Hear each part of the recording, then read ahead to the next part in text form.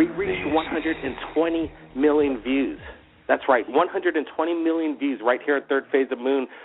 The word is getting out.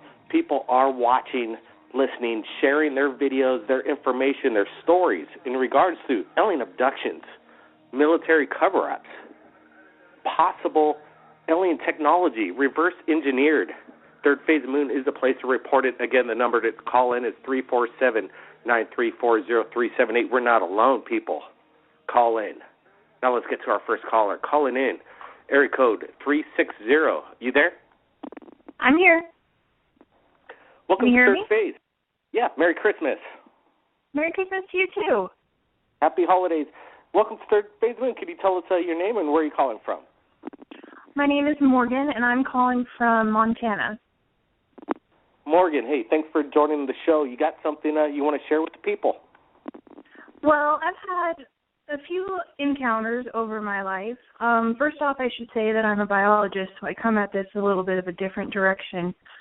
But I had my first, sighting when I was 8 years old, and then I'm a Navy child, so I've moved all over, and I had several encounters, and I think maybe at least my sister had a face-to-face encounter when we were living in Hawaii, and then I've also had a sighting over Yellowstone National Park.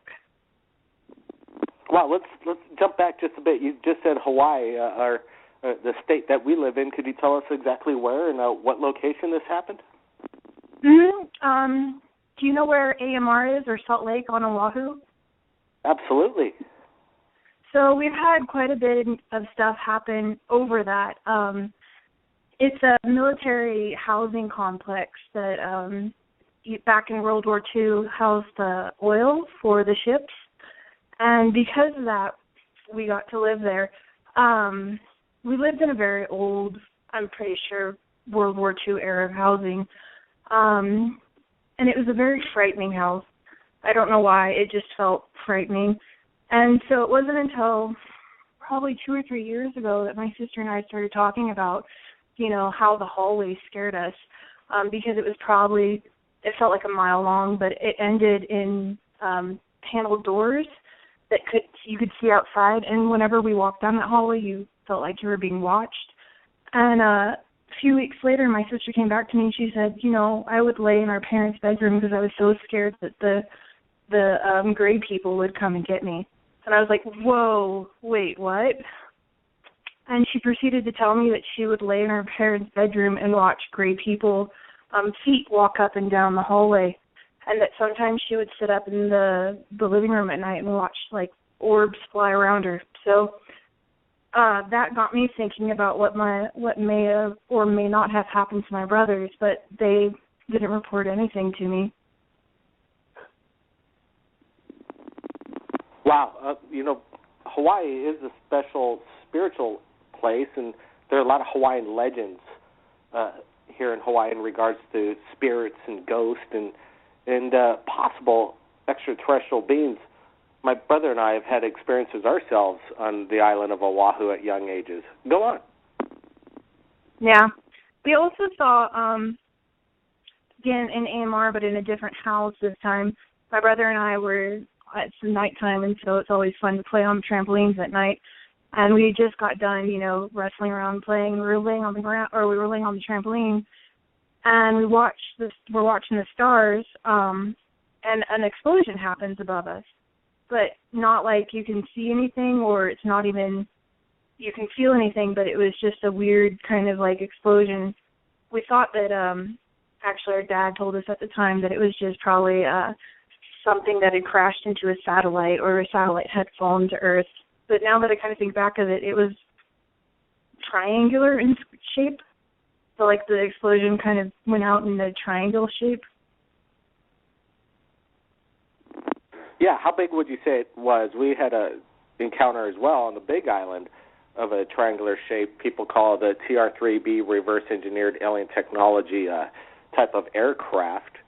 And we put it in the realm of approximately 300 yards in length and width. How big do you think this object was? I mean, yeah, that sounds about right. It felt like it was really big, but it also felt like it was really high in the sky. Like, for distance-wise, it felt like it was really up there because, you know, on Oahu, it's not super easy to see some of the lights or the stars when it's nighttime, especially when you're near Honolulu, but you can still see some stars. So we thought that it had to either be really big and far away or really close. Yeah, when we had our experience, it seemed like it was we're here on the Big Island, and it was in a remote area with no neighbors around, approximately 1 mile to 2 miles around, no street lights, and pitch dark. And it looked like it was just about to descend on us, no more than 100 yards above us.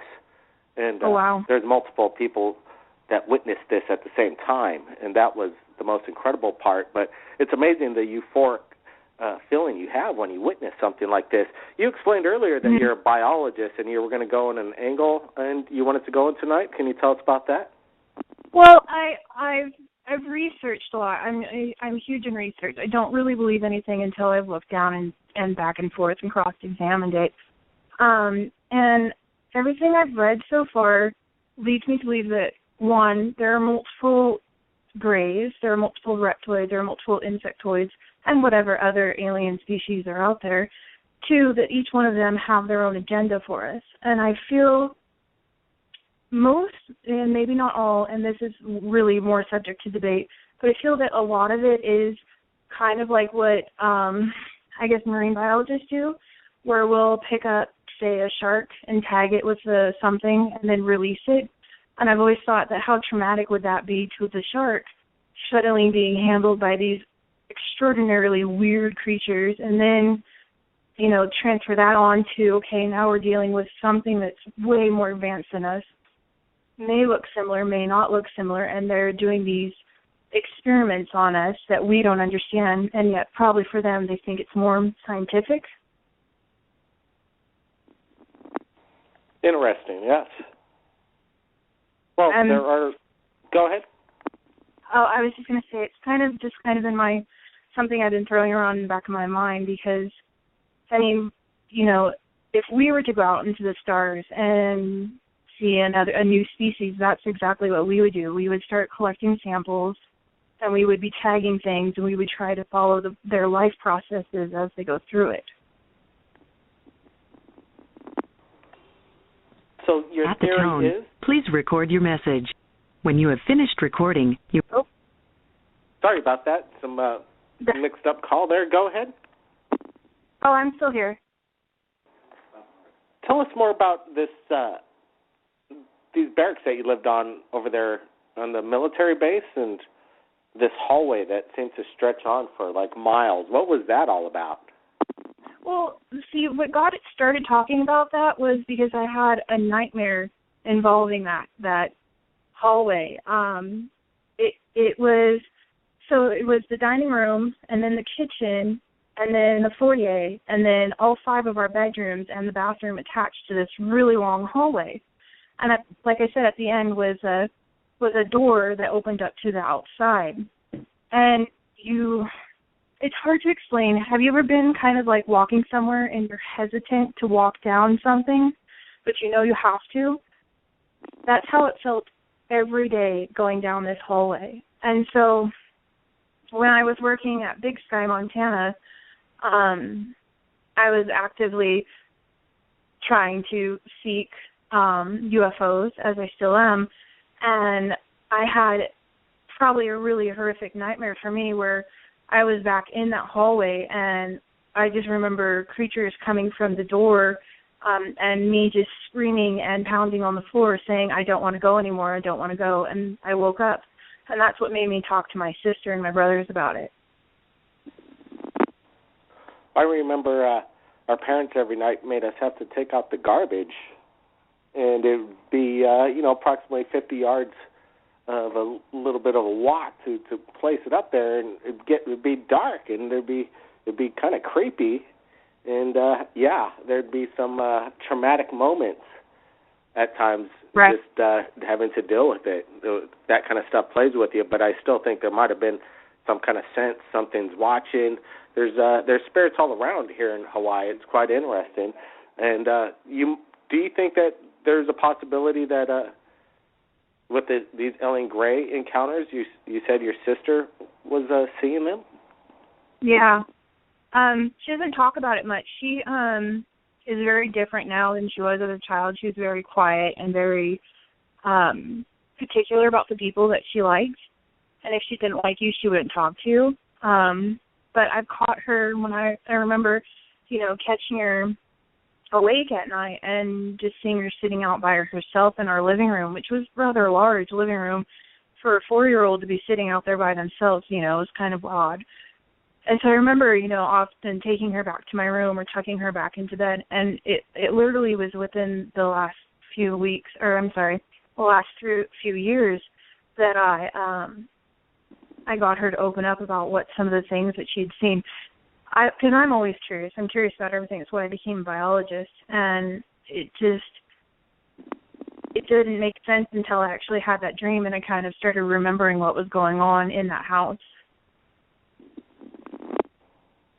Yeah, some people say that the legend of the night marchers, there are homes that are built along a path or a trail, and sometimes this home is built right on top of the Hawaiian night marcher trail, these ancient Hawaiian spirits that walk these trails.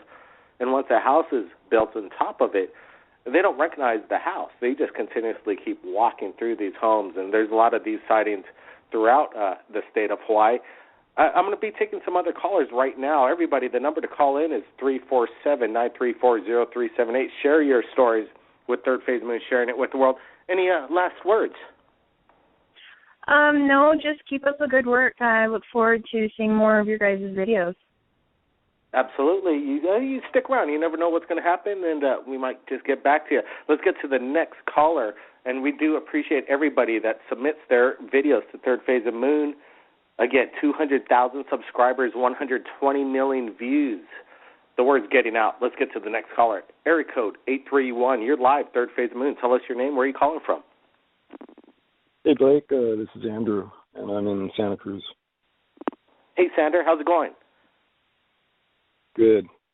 How's the surf out there? Let's get that out of the way. Yeah, there's been some good surf. We got the big stuff coming in. Right on. Mavericks, yes. Famous surf spot. We actually lost a legend right here from Hawaii. Mark Fu lost his life over there at Mavericks. Dangerous surf spot. Seriously. Hey, man, tell us why you're calling in. I just wanted to mention, I listened to your show. I've spoken once to you, I think, and I just wanted to say, that since I was a little kid, my dad told me that he had seen some objects, and he was a pilot, and I was pretty young when he told me that. And so since then, I've been kind of, my awareness has been to the sky. I'm interested in meteorology and, all kinds of sciences and stuff. And I just think there's stuff going on. If, some of the sightings that I've had, the people I was with forgot about them. And I couldn't even believe that, but it's hard to find people that think they want to forget about them. Maybe. Do you think sometimes they just want to forget about them? Yeah, I think you're right. I think that's part of it anyway. That they can't rationalize what they don't understand, probably. But there are people out there that'll see a UFO and just dismiss it. They can't explain it, and then they care less. They move on with their business and could care less with what's up in the sky right in front of their faces. Exactly, and in fact, they'll even occasionally take a stand, to say, hey, look, you should take other things more seriously because that's kind of waste of time or whatever. And I don't agree.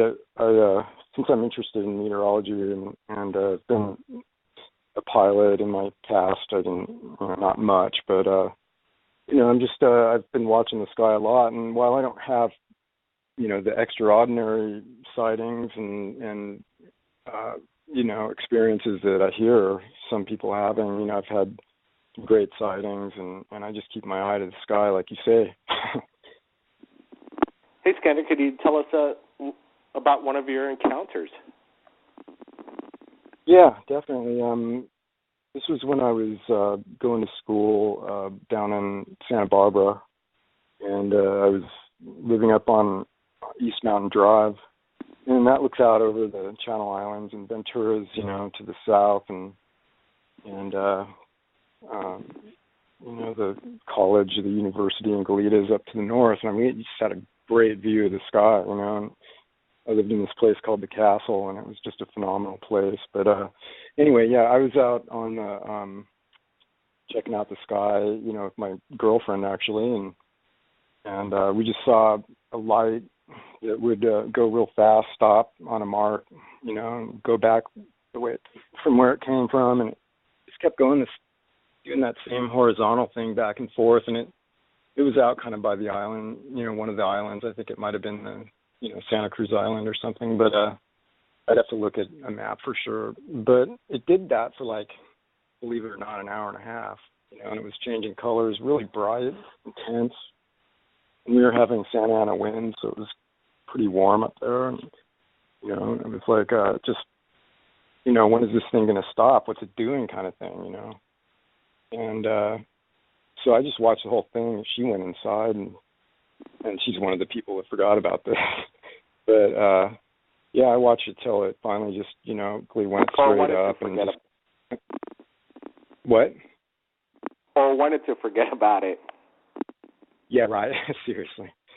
So, yeah, I just, that was the first sighting that I kind of thought that I had, but then I remembered other sightings that I had that I thought were other things, before that.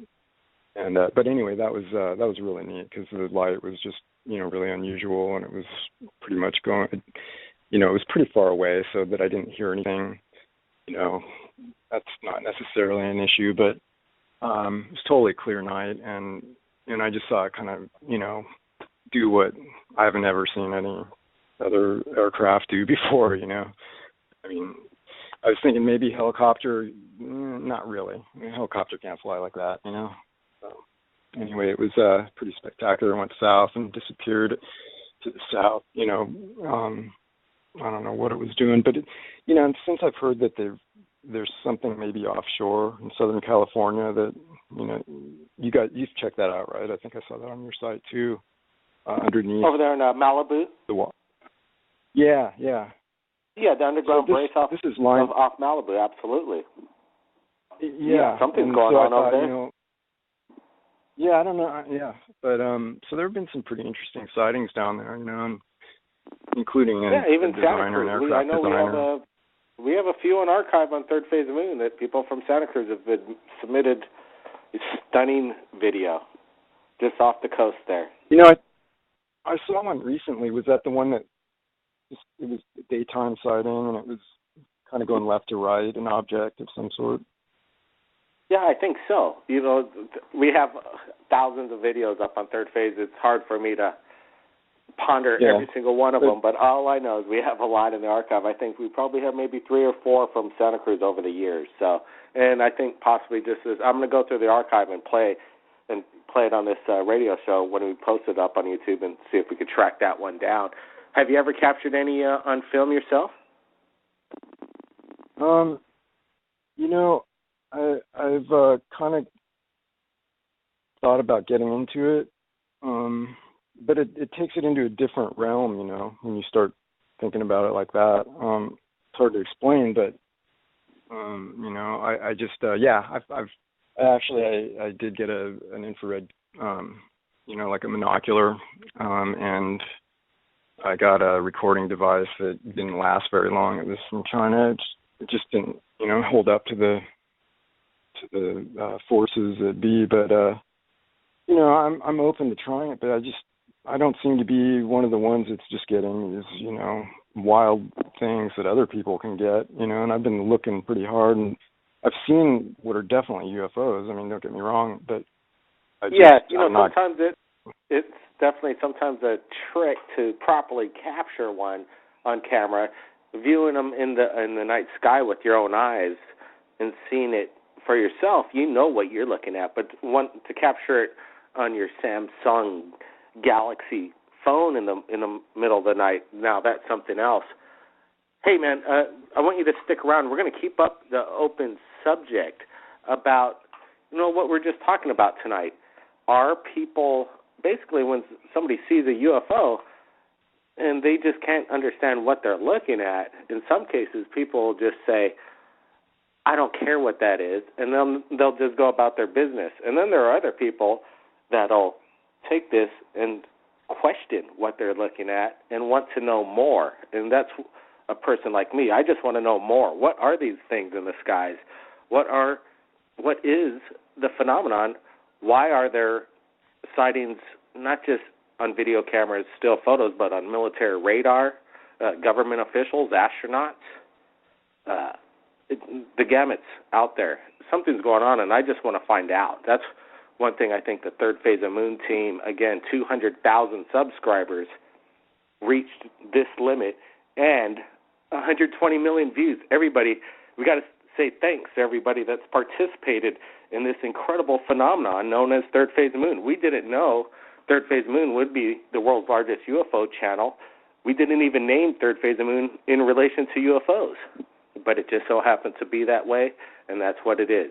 By the way, Third Phase of Moon means basically the Huakaipoa, a Hawaiian legend known as the Night Marchers, and on the third phase of Moon is when the Night Marchers make themselves visible, if you're unlucky enough to be on the trails. Anyway, let's get to the next caller. Calling in, 510. You're live, Third Phase of Moon. Tell us your name. Where are you calling from? Hi, Blake. This is Terrence calling from Berkeley, California. It's interesting what you guys are talking about tonight. I've never actually seen a UFO myself. I do believe that they're out there, and I'm always looking, trying to, I expect to see one. That's why that's why I became a subscriber to your site, quite frankly, just because I'm looking for information relating to what I expect to be true, just from the sheer numbers out there. Looking at the stars, how many planets are out there. So it wouldn't surprise me one of these days to see some conclusive evidence. But the reason I'm calling in is because when I was on vacation in Hawaii about 3-4 months ago, I during a hiking adventure encountered something that was just phenomenally strange. It was at the base of a waterfall, we saw bubbling of kind of like a maybe volcanic bubbling, but there were creatures, there was activity, and it was like a prehistoric situation that we encountered. And I just wanted to put it out there to see if anybody had ever seen any of this phenomenon over there, and to maybe explain what it might have been. You're just bringing back a memory to me, and I want to get some more detailed information on when, where, and exactly the circumstance behind your encounter. But I recall a couple of years ago there was some word in town, right here in our small town, Honoka'a, that there was some biologists, and they were doing a study, and their study was apparently that there was some kind of possible prehistoric animal that lived right here on the Big Island of Hawaii. And we wanted to find out more and more about this. And there's some places right here on the Big Island that have still yet to be explored, massive gulches and deep ponds and subterranean caves that are just pretty much impossible to access, 500-foot, 1,000-foot cliffs that, these things could hide in, caves everywhere. It possibly could have been one of these things. I know just recently, Akaka Falls we just put up a video of some kind of spiritual, some people say a spiritual kind of being maybe entering the light. And you said a waterfalls? Yeah, it was actually in the adjacent to Akaka Falls. It was one of those streams behind Akaka Falls, up there from Hakalau, the town neighboring Akaka Falls. We took a road up there to the end of that town and did some creative accessing and went through some properties and got to the back side of Akaka Falls. And somewhere there's a couple of streams that all come together and it splits, and somewhere behind the waterfall back there as we were hiking around, we found this one waterfall that had like a cave feature on the side of it, and then at the bottom of it, it had some pools, but on one side of the river, it was all red, and it had the strangest orangish reddish color, kind of mineral, and something, I don't know, a mineral deposit or something. But as we got closer to it, we could see that it was percolating and bubbling up from the ground, and there were these tiny microscopic creatures, the strangest little chain-like creatures, looking like little chain worms, millions of little tiny chain worm-like things, all scurrying around in the pools at the bottom of this waterfall. And I'm just wondering what the heck that was. Were you gonna swim in the pond or the waterfalls? No, that part of the I didn't want to get in the water at that point, because it was the strangest thing, some microbiotic activities, or I really just didn't know. I'm not a geologist. I'm not a biologist. I didn't know what I was seeing. I knew it was really strange, like some kind of life form existing in a volcanic environment or something like that. Believe it or not, we have a biologist that called in earlier on the show, and she's still with us. She's from Montana, but she's lived on the islands, and I have as well. And what you're explaining to me does not resemble any kind of life form I've ever seen. And trust me, I've been around these islands. Have you ever seen anything like this, Area Code 360? Actually, I was just going to look it up. At first, what sounded like he was talking about extremophiles, which is what we have here at Yellowstone. But you were saying they're in a chain-like structure? Long little chains, like series of loops all strung together or something like that. Like a millipede, but instead of legs on every little section, it was more like a bubbly loop thing. Could you be? I wonder if you're thinking about like a hatching. He also said that it was in water itself, right? Like it was floating in the water. Yeah, in a liquidy, muddy water. I was thinking that maybe you saw a hatching of centipedes. Ah. Right, because we have lots of centipedes in Hawaii. And would that be really small, like? Yeah, when they just hatch, they're really small. Were these? I know the small bundles of centipedes that they're a nest, and they almost resemble like a hive or just a wound up ball of yarn almost, and then they spread out into all these small little centipedes, no more than maybe 2 inches long. Were these worms longer than that? These things were much smaller than that. These things were only. Do you have a computer at hand? Millimeter. And if you can look it up, I'm looking at some pictures right now, and they're definitely tiny looking. Well, interesting. Yeah, that's a plausible possibility. It always is. That there was some kind of like bubbling going on at the same time. Yeah, it was a muddy. It was like there was a percolating coming out of the rock, and around that area was a totally discolored.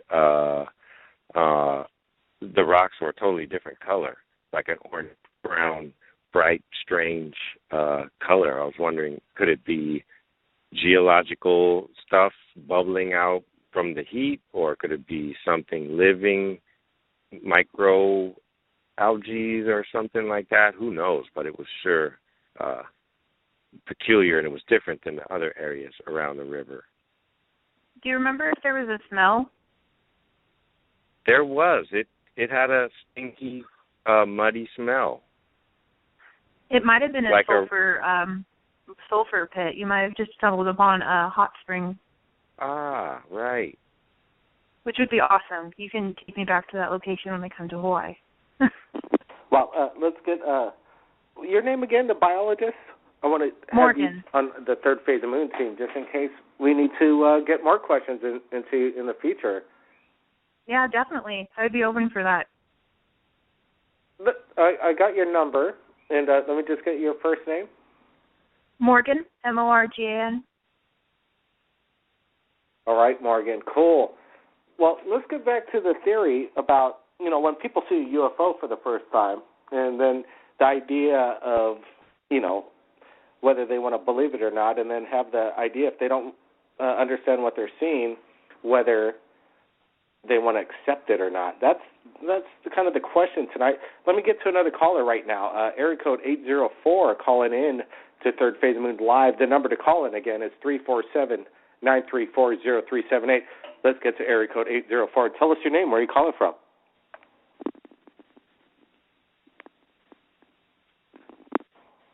You're live, Third Phase of Moon. You have to talk to me, huh? You're here, 952. You're live. You know the topic. What's your thoughts about? You've been sharing pictures to Third Phase of Moon for about a year and a half, 2 years now. Elizabeth, welcome to Third Phase of Moon. Happy holidays. Happy holidays to you, Blake.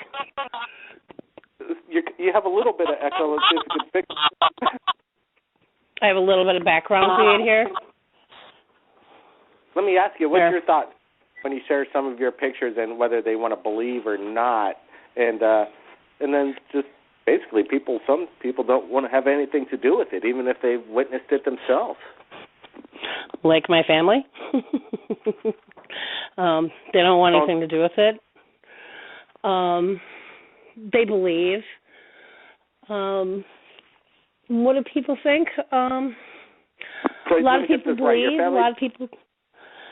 Yeah. Right. Your family believes that there's extraterrestrials visiting you, but they don't care about it. No, they don't care. It doesn't make much sense. They don't care. Well, my husband would rather stick his head in the sand and not even look at the pictures. He doesn't want to see them.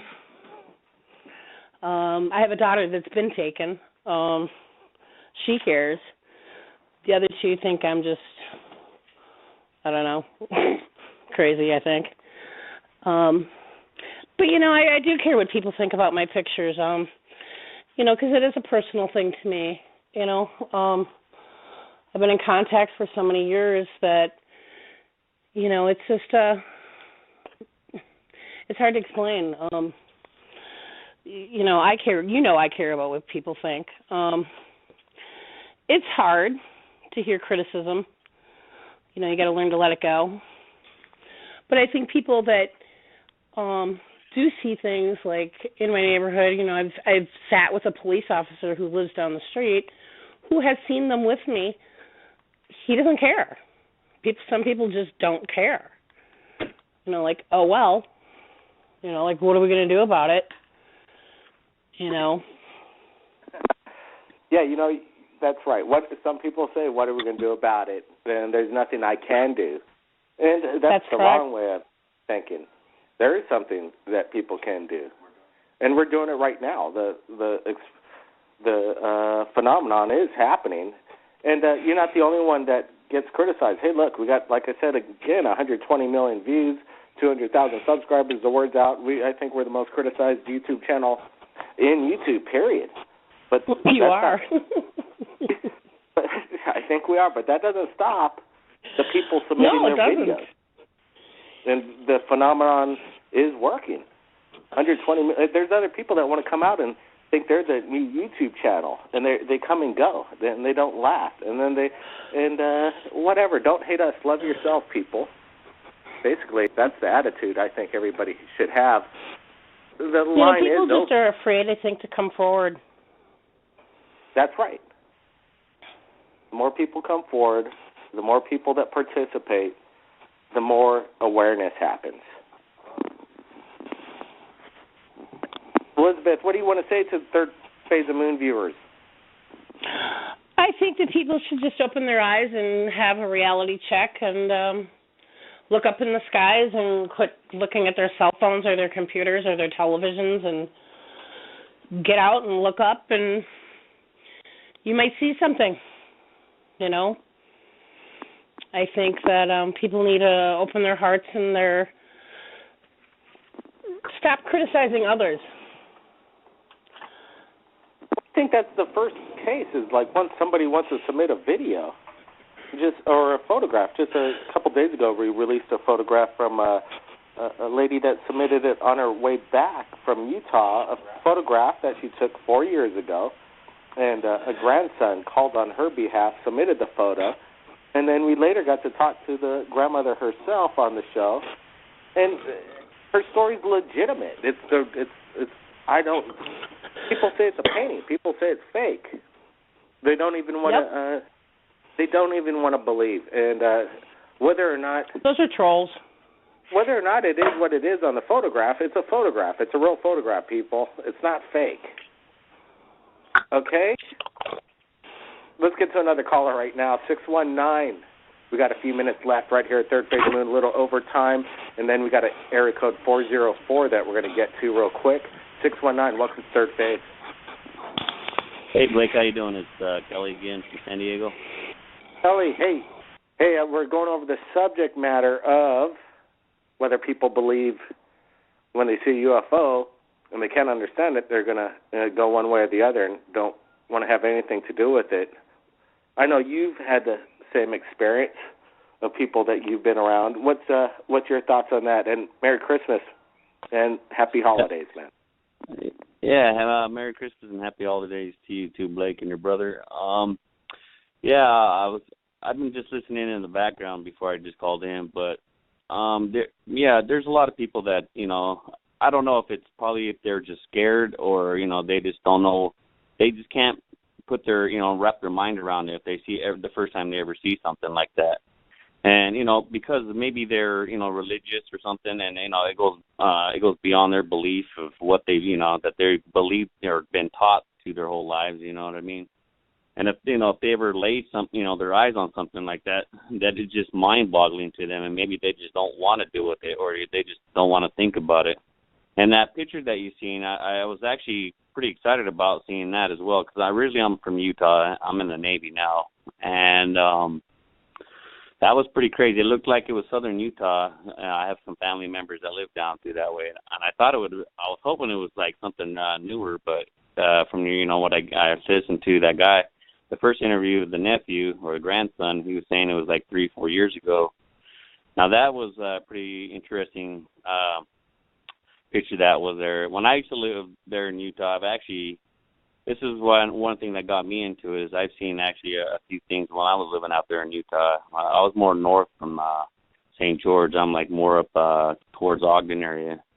But I had actually seen a few things myself. I mean, the first one I did see was like, me and my friend was on our front porch, and we was looking up, I would say north from where my porch was at, and we seen like a meteor coming through, the atmosphere, like falling star, everybody calls it, but it stopped. Like it got down, I would say, it looked like maybe 15,000 feet, and it just stopped, and it just started moving in another direction. It started heading west, or actually east over the mountains, the mountain range over there in Wasatch Mountains. And I was pretty excited. I had my friend with me, and I was like, man, let's go up there, because I probably lived just about 10 minutes from the canyon that in the direction it went, but he didn't want to go. He was like, no, fire in the sky. But then I actually seen another one with my son when he was a little bit younger. We were walking out of the mall that was right there in downtown, and I just happened to look up when I was going to my parking where my car was parked at, and I looked up, and it was it was oval shaped. It was but it looked like it was changing shape while it was moving. This thing was probably like, and it was kind of actually pretty low. It looked like maybe less than 10,000 to 5,000 feet, and it was moving westward towards the Great Salt Lake. And from what I was in a state of shock at first. I just kind of looked at it, but it was going in the direction where I could follow it for a few miles. So I hurried and grabbed my son, threw him in the car, and we chased it in my vehicle for, I don't know, probably approximately 8-10 miles before I couldn't, we ran into the water and I couldn't follow it anymore. But it was quiet. It didn't make any noise. It was silvery in color. I mean, there was no structural shape of it. It was just kind of like, it was weird. The way it was pulsating, it was kind of like went a little bit rounder up on top and bottom, and then it, went into a saucer shape, I guess you could say, the angle I was looking at. And I mean, it wasn't really moving fast. It was just like, I don't know, it was like wanted me to follow it. So that's what I did, and then it just disappeared out of sight. Another one was like heading out. It was more Salt Lake area, and you could head out east to where it's called Wendover. It's like a little casino place out there, and out that way is Dugway. The Dugway Proving Grounds, where a lot of people say the new Area 51's at, and there's a lot of bombing range out there for the Air Force. And me and my friends were heading out that way to go, spend the weekend out there. And when we were out there, off to the, I would say, going north, there's a lot of salt flats that way. And what it looked like was I don't know, to explain it, it looks like I would say like an upside down teardrop, but the distance was probably, I would say, a few thousand yards, and it just stayed out there, And at first I thought it was like, because we have a lot of power lines that follow the road, and those, I don't know if it's seen like those big balls that like they connect, along the power line, so it keeps them from swaying and stuff. That's what I thought it was at first, but when I looked at it, it was more silvery, and I don't know, the shape of it was weird. It was round, but at the top it had like a spike on it. And we all stopped. I had my friends in the vehicle. We jumped out, and we stood there and looked at it for about 15 minutes, and then it was like just moving away in the distance, and then finally it was gone. Well, it's quite interesting. You mentioned these sightings that you've had in Utah, and just this photograph that was submitted this past couple of days is that my brother and I spent 4 months in Utah, the year '92, and we had some incredible sightings ourselves, and we're going to be sharing that next week, Friday, of our experience over there in Utah, just off the main street of Sandy, one of them, and then another one over there in Salt Lake, and then Brent had an encounter over in Ogden, and it looked like it jumped from Provo to Ogden in basically about 2 seconds.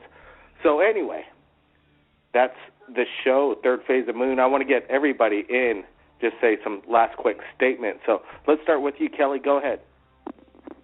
Yeah, I just want to say, let the viewers know out there, and just like everybody else says, look up, if you do encounter some stuff like that, don't be afraid to share it. There's plenty of people out there. All you have to do is, maybe bump into people or even listen to radio stations like Blake here with Third Phase of Moon. I was hoping my friend would be listening, like I told you about her story, and I'd like her to have her call in one of these times and give her story. But other than that, everybody take care out there, and happy holidays, and have a happy New Year as well. Thanks, Kelly, and we're not going anywhere. Everybody, Third Phase of Moon's not going anywhere, so have your friend call in when she feels ready. 360. Any last words, Third Phase? Yeah, just that more scientists need to actually come forward.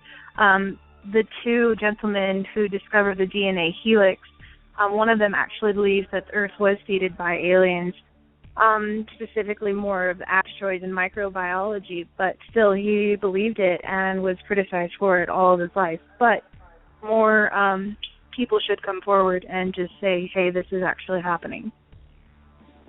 Absolutely. Yeah, you just stated a pretty much fact that humans are not really designed to live on planet Earth.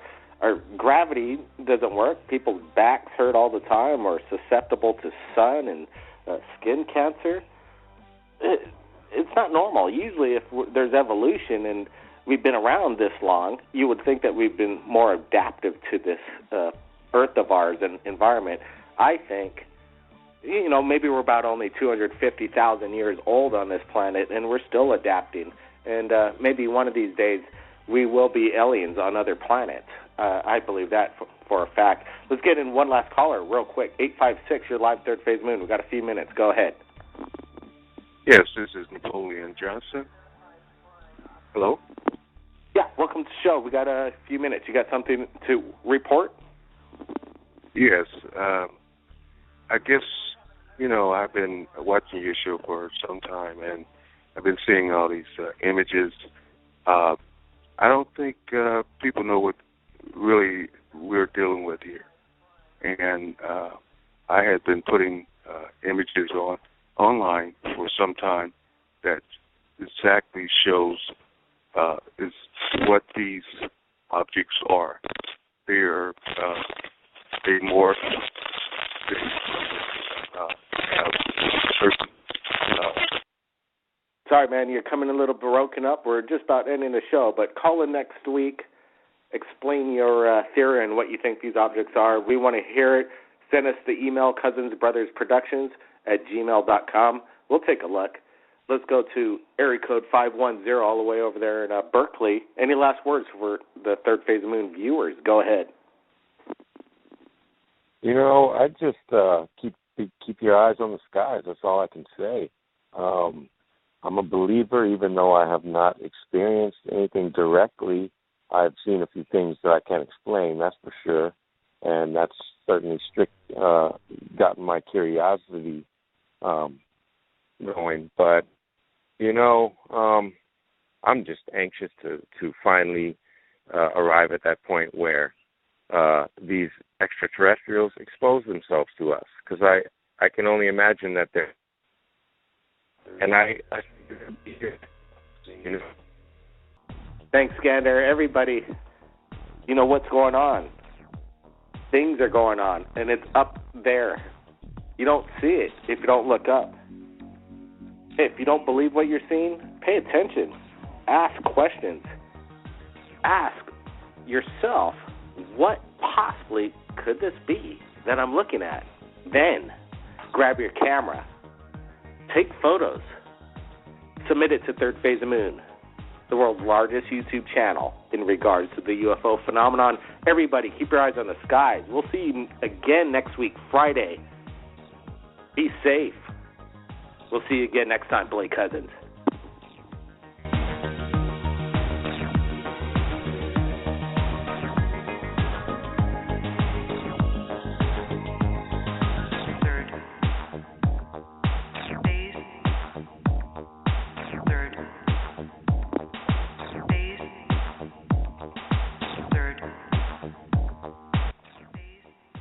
That's right, people. 2015. We'll see you again in the next year. Blake Cousins out.